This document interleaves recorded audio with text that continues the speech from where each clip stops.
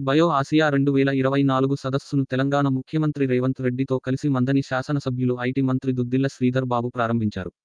అనంతరం సదస్సుకు వచ్చిన ప్రతినిధుల ఉద్దేశించి మంత్రి శ్రీధర్ బాబు మాట్లాడుతూ, ప్రపంచ ఆర్థిక సదస్సులో తెలంగాణకు 40,000 కోట్ల రూపాయల పైగా పెట్టుబడులు వచ్చాయని, కొత్త ప్రభుత్వంపై పెట్టుబడిదారులకు ఉన్న నమ్మకంకి ఇది నిదర్శనం అన్నారు. తెలంగాణ వ్యాప్తంగా పరిశ్రమలకు పారిశ్రామికవేత్తలకు ప్రోత్సాహం ఇస్తామని చెప్పారు.